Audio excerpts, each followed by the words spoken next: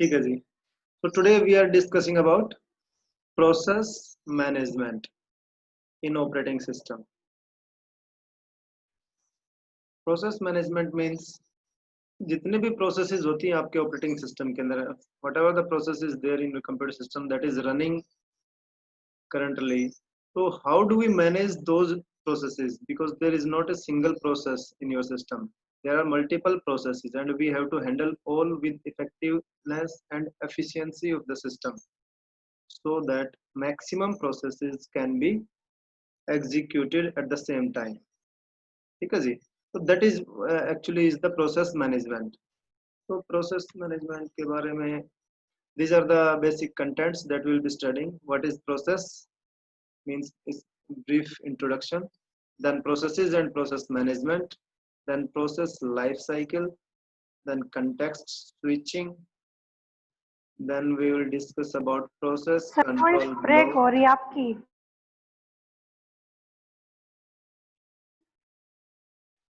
So then process control block, then we will be discussing about scheduling introduction, then we will be having a brief overview of process control and process handling commands. That is, we will be discussing about the system calls. Then we will be having some advantages and disadvantages of processes.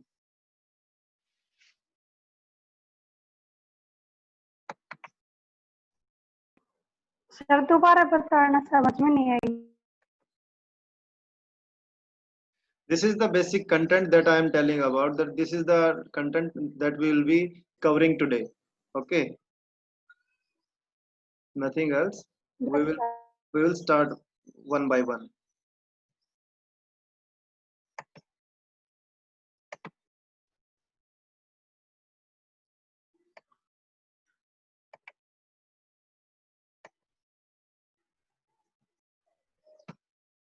So first we discuss about what is process.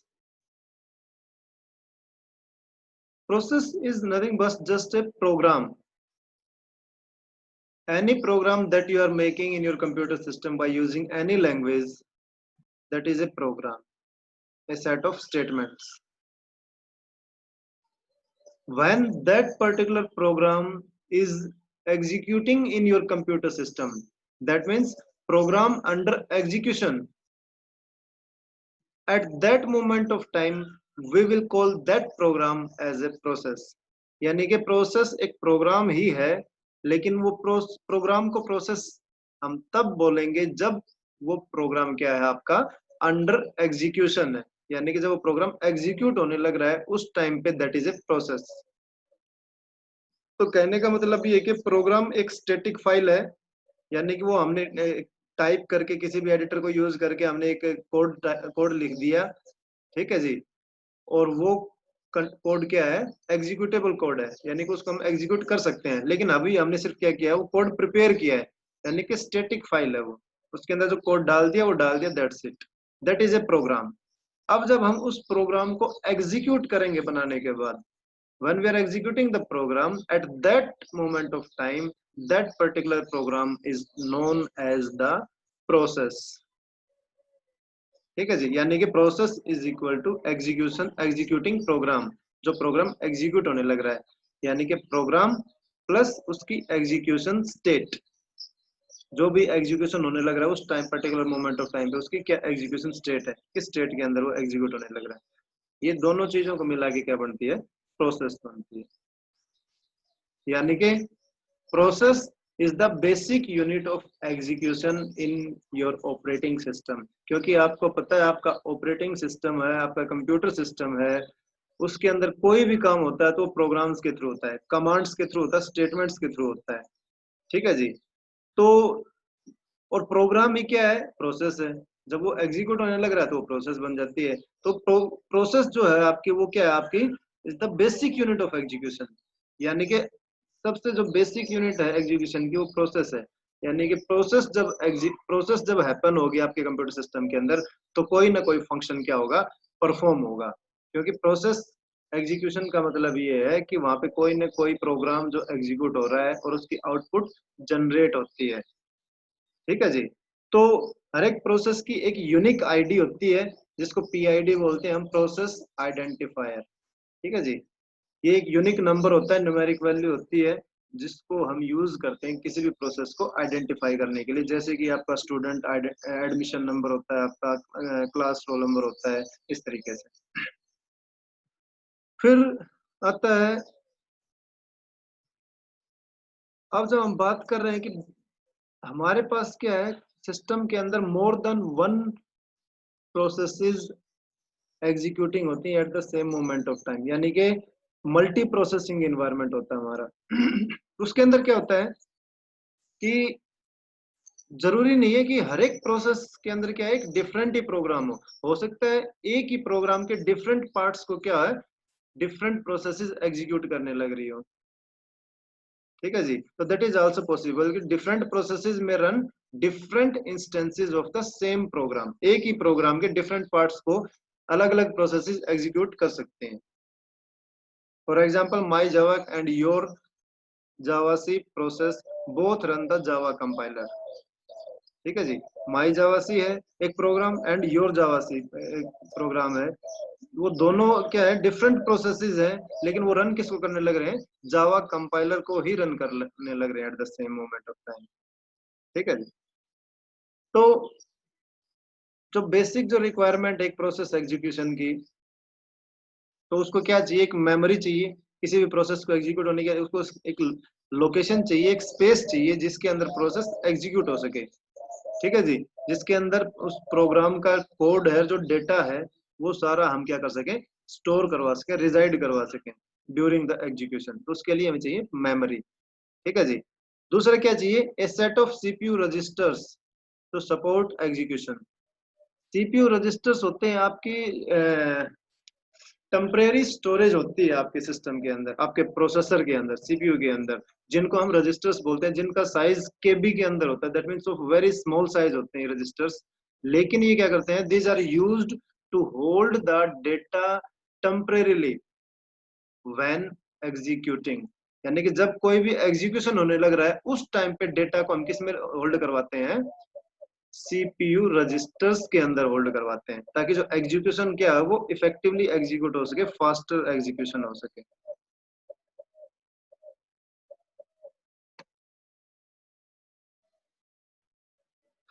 उसके बाद आता है process and process management. तो हमने बताया कि process एक programme ही होता है जो ड्यूरिंग एग्जीक्यूशन होता है। ठीक है जी।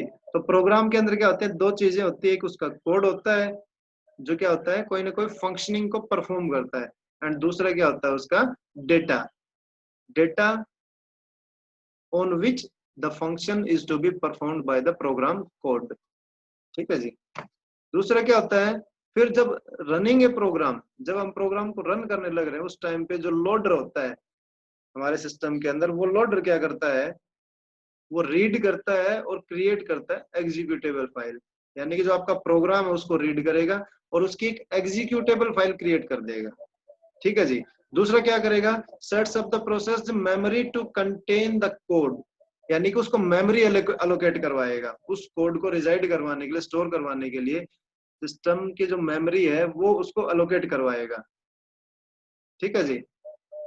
फिर तीसरा क्या करेगा, pushes arguments on the stack, जो भी आर्गुमेंट्स यूज हो रही हैं, जो भी आर्गुमेंट्स यानी कि डेटा जहां पे यूज होने लग रहा है उसको एक स्टैक के अंदर क्या करवाएगा, वो होल्ड करवाएगा, ताकि वहां से एग्जीक्यूशन के टाइम पे स्टैक से डाटा को वापस हम क्या कर सके, रिट्रीव कर सके ड्यूरिंग द एग्जीक्यूशन। उसके बाद क्या आता है, sets the CPU registers properly and calls. जो सीपीयू रजिस्टर्स जो होते हैं, जो टेम्परेरी स्टोरेज हम यूज करते हैं ड्यूरिंग एग्जीक्यूशन, उनको प्रॉपर्ली सेट करते हैं, उनको मैनेज करवाते हैं कि किस रजिस्टर के अंदर क्या डेटा को होल्ड करवाना है। ठीक है जी। और उसके बाद जो सिस्टम कॉल्स जो होती हैं, सिस्टम कॉल्स क्या होती है, स्मॉल इंस्ट्रक्शंस होते हैं, स्टेटमेंट्स होते हैं जो कॉल करते हैं सिस्टम रिसोर्सेज को, कोई भी फंक्शन को परफॉर्म करवाने के लिए हम सिस्टम कॉल्स का यूज करते हैं। यानी कि जैसे सिस्टम कॉल को आप ऐसे समझ लो, जैसे मान लो आप कोई वर्ड, एमएस वर्ड के अंदर काम करने लग रहे हो और उसके अंदर किसी भी ऊपर जो आपका जो रिबन होता है जिसके ऊपर डिफरेंट बटन्स होते हैं, किसी भी बटन को जो आप क्लिक करते हो, मान लो आपने कॉपी का एक डाटा सेलेक्ट करके कॉपी का बटन प्रेस किया तो सारा डाटा क्या हो जाता है, कॉपी हो जाता है। ठीक है, तो वो एक्शन कैसे परफॉर्म, जैसे ही आपने बटन पे क्लिक किया तो उसके पीछे क्या था, एक छोटा सा प्रोग्राम कोड था, एक सिस्टम कॉल थी। ठीक है जी, वो सिस्टम कॉल क्या करेगी, उस प्रोग्राम कोड को एग्जीक्यूट करवाएगी। और एग्जीक्यूट क्या करवाना था कि डाटा उसको कॉपी करके एक टेम्परेरी लोकेशन के ऊपर स्टोर करवाना था, कब तक, जब तक कि आप उसको पेस्ट ना कर लेते। ठीक है जी, तो वो होती सिस्टम कॉल्स। उसके बाद ये एक एग्जांपल दिखाया है कि व्हेन प्रोग्राम स्टार्ट्स रनिंग, आपके जो मेन स्टेटमेंट होती है, आपने प्रोग्राम बनाए होंगे ना, फर्स्ट ईयर में कोई प्रोग्राम बनाए थे क्या, एनीवन? यस सर, बनाए थे। कौन सी लैंग्वेज यूज की थी आपने?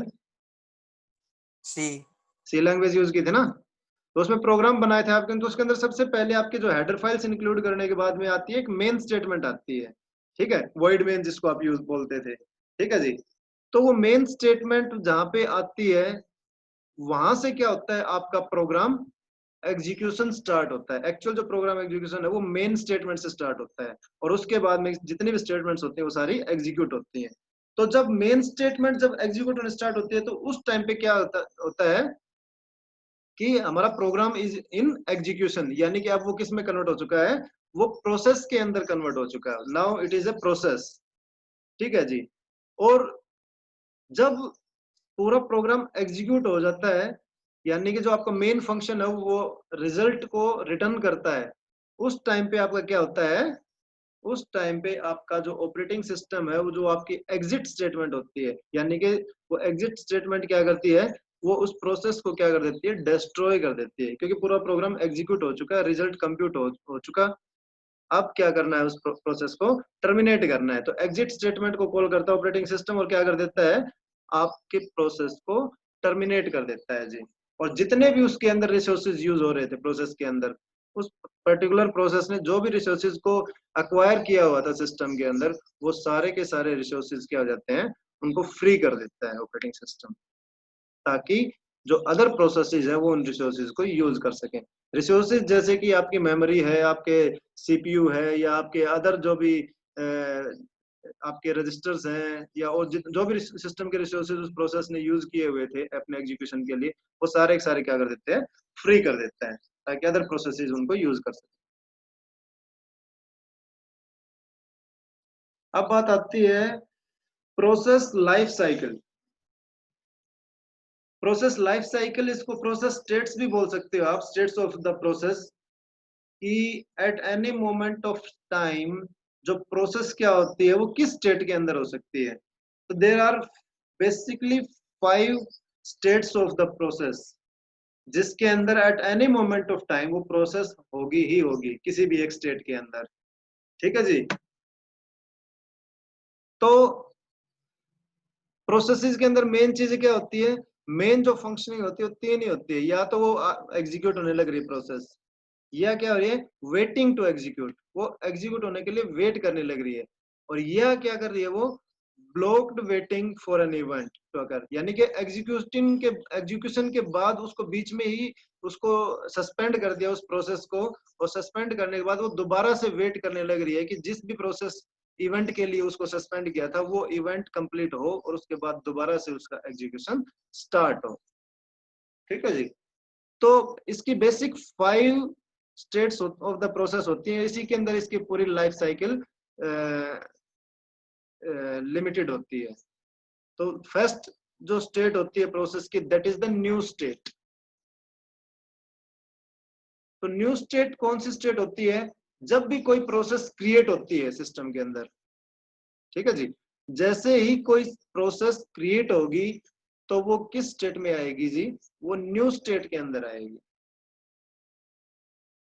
ठीक है जी, न्यू स्टेट के बाद क्या होगा, न्यू स्टेट के बाद उसको जो भी रिसोर्सेज चाहिए वो रिसोर्सेज उसको ऑपरेटिंग सिस्टम अलोकेट करवाता है और उसको एडमिट करता है प्रोसेस को।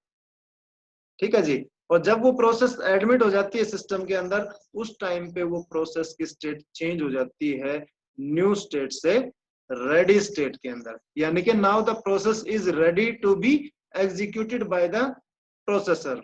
आपका सीपीयू एग्जीक्यूशन के लिए प्रोसेस तैयार है।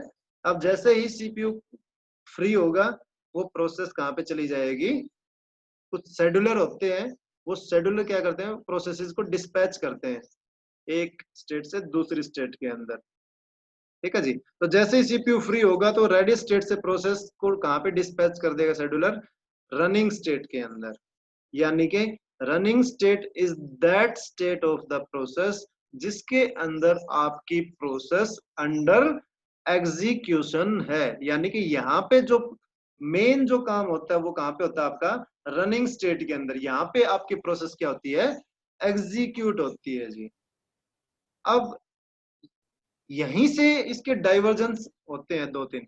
क्या डाइवर्जन होंगे, रनिंग स्टेट के अंदर है प्रोसेस, यानी कि प्रोसेस इज रनिंग। अब उस टाइम पे क्या हो सकता है, वन पॉसिबिलिटी इज दैट कि कोई ना कोई क्या हो जाए, कोई इंटरप्ट जनरेट हो जाए। इंटरप्ट, इंटरप्ट क्या होता है, हमने पहले बताया था, जो सिस्टम की फंक्शनिंग को बीच में सस्पेंड करने के लिए अगर कोई हाई प्रायोरिटी प्रोसेस आ जाती है, ठीक है जी, या कोई एरर आ जाता है सिस्टम के अंदर, ठीक है जी, या मान लो कोई स्पेसिफिक रिसोर्स चाहिए प्रोसेस को और वो रिसोर्स अवेलेबल नहीं है, तो उस टाइम पे क्या होता है, इंटरप्ट जनरेट हो जाता है। और जैसे ही इंटरप्ट आएगा तो आपके प्रोसेस क्या हो जाएगी, वो प्रोसेस आपके रनिंग स्टेट से इंटरप्ट आते ही वापस कहाँ पे चली जाएगी, रेडी स्टेट के अंदर। ठीक है जी।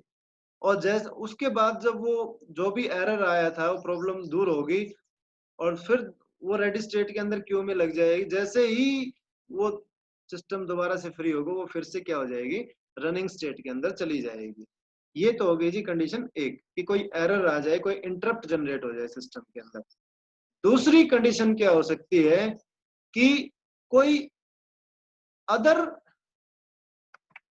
इवेंट जो है सिस्टम के अंदर, वो कोई प्रोसेस को कोई अदर इवेंट जो है परफॉर्म करनी हो, जैसे कि कोई इनपुट आउटपुट ऑपरेशन परफॉर्म करना है प्रोसेस को, बीच में कोई प्रोसेस को एग्जीक्यूट होते टाइम उसको किसी इनपुट की जरूरत पड़ गई या कोई आउटपुट की जरूरत पड़ गई, आउटपुट जनरेट होगी, उस टाइम पे क्या होता है, वो उस टाइम पे उसको सिस्टम क्या कर देता है, आपका सस्पेंड कर देता है प्रोसेस को और उसको कहां पे भेज देता है जी, वेटिंग स्टेट के अंदर।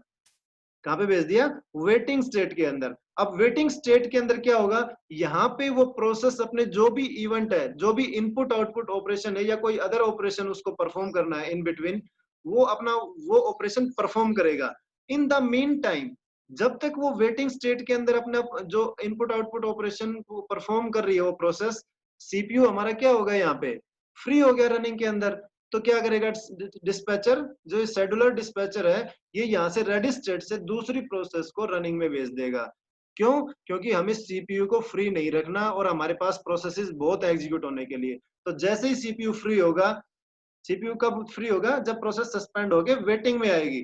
तो जैसे ही प्रोसेस वेटिंग में आएगी सीपीयू फ्री, और सीपीयू फ्री होते ही रेडी स्टेट से एक दूसरी प्रोसेस रनिंग में चली जाएगी और सीपीयू उसको एग्जीक्यूट करना स्टार्ट कर देगा। ठीक है जी। मीन टाइम में क्या होगा, आपके वेटिंग के अंदर जो भी आयो ऑपरेशन परफॉर्म हो रहा था प्रोसेस पे, जैसे ही वो कंप्लीट होगा, वो वेटिंग स्टेट से प्रोसेस कहां पे चली जाएगी, आपकी वापस रेडी स्टेट के अंदर चली जाएगी। वेटिंग स्टेट से डायरेक्ट प्रोसेस वापस रनिंग में नहीं जाएगी।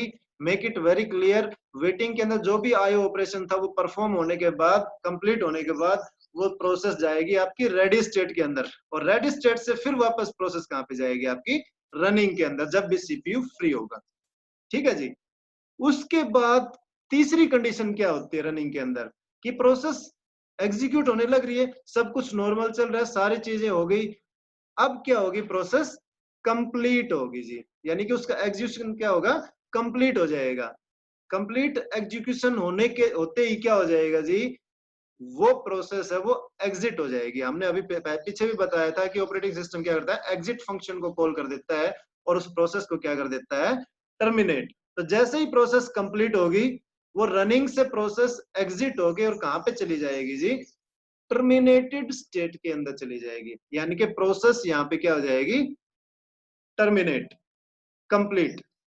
और अब उस प्रोसेस का फर्दर कोई भी फंक्शनिंग परफॉर्म नहीं होगी, क्योंकि वो कंप्लीट हो चुकी है ऑलरेडी, उसके रिजल्ट्स जनरेट हो चुके हैं। ठीक है जी। तो ये जो शेड्यूलर जो होता है, जो डिस्पैच करता है प्रोसेस, ये क्या होता है शेड्यूलर? ये प्रीएम्प्टिव शेड्यूलर होता है। प्रीएम्प्टिव का मतलब क्या होता है? जो प्रोसेस को बीच में एक प्रोसेस जो रन हो रही है उसको बीच में सस्पेंड करके या ब्लॉक करके और दूसरी प्रोसेस को एग्जीक्यूट करवा सके। ठीक है जी। तो ये करवाता है आपका रनिंग स्टेट से आपके रेडी स्टेट से आपके रनिंग स्टेट के अंदर क्या करवाता है? मूव करवाता है आपकी प्रोसेसेस को। और अगर नॉन प्रीएम्प्टिव होगा, प्रीएम्प्टिव तो क्या करेगा? वो फोर्स कर देगा उसी टाइम पे प्रोसेस को। जैसे ही कोई हाई प्रायोरिटी प्रोसेस है रेडी स्टेट के अंदर, उसको तुरंत रनिंग स्टेट में भेज देगा। देख, दूसरा जो होता है शेड्यूल, वो होता है नॉन प्रीएम्प्टिव। नॉन प्रीएम्प्टिव का मतलब ये होता है कि वो प्रोसेसर क्या करेगा? तब तक वेट करेगा जब तक कि वो जो करंटली जो भी प्रोसेस एग्जीक्यूट हो रही है वो कंप्लीट नहीं हो जाती। जैसे ही वो प्रोसेस कंप्लीट होगी उसके बाद वो प्रोसेसर क्या करेगा? उस प्रोसेस को भेजेगा नेक्स्ट प्रोसेस को। ठीक है जी। तो किसी को कोई डाउट हो तो बताओ अभी तक प्रोसेस लाइफ साइकिल के अंदर। बहुत ही सिंपल है, डायग्राम से ही समझ में आ जाता है सारी चीजें। फिर भी किसी को डाउट है तो यू कैन आस्क।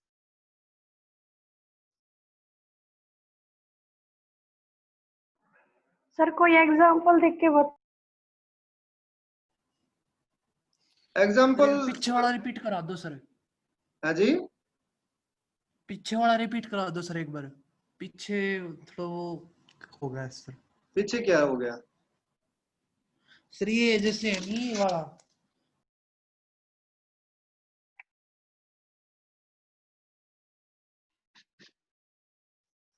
तो अब हम बात कर रहे थे प्रोसेस लाइफ साइकिल की। तो उसके अंदर क्या होता है कि प्रोसेस की एक एग्जीक्यूशन स्टेट होती है। ठीक है जी, जो अभी हमने बताई है स्टेट्स होती हैं इसकी। तो रेडी स्टेट क्या है? जो waiting to be assign to CPU. Running state वो है जिसके अंदर executing on the CPU process है। वेटिंग के अंदर क्या है कि वो process is waiting for an event, कोई input output operation. Blocked state क्या है? जिसके अंदर waiting for another process execution, यानी कि कोई अनदर प्रोसेस एग्जीक्यूट होने लग रही है उसके बाद में वो प्रोसेस क्या होगी? एग्जीक्यूट होगी, तब तक वो वेट रहती है, ब्लॉक्ड स्टेट में होती है। ठीक है जी। उसके बाद operating system maintains a collection of process states, typically 1 queue for each state होती है। हर एक स्टेट के लिए एक क्यू मेंटेन करता है। एक पीसीबी होता है, process control block. Process control block is put on to a queue according to its current state. जो भी उसकी स्टेट होती है प्रोसेस की, उस स्टेट के अंदर उस अकॉर्डिंग उसका क्या होता है? एक पीसीबी होता है। ये पीसीबी भी हम आगे पढ़ेंगे। As a process changes its state, जैसे ही प्रोसेस चेंज करेगी अपने स्टेट को, तो उसका पीसीबी जो होगा प्रोसेस कंट्रोल ब्लॉक, उसको भी क्या कर देंगे? अनलिंक कर देंगे क्यू से, और दूसरे क्या कर देगा? लिंक कर देंगे। क्योंकि स्टेट चेंज होगी तो उसका पीसीबी भी क्या हो जाएगा? चेंज हो जाएगा।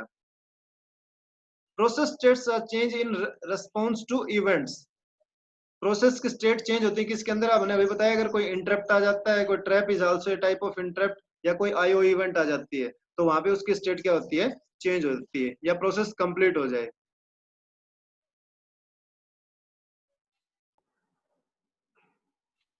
प्रोसेस क्रिएशन एंड एग्जांपल नहीं दिया आपने। टर्मिनेशन।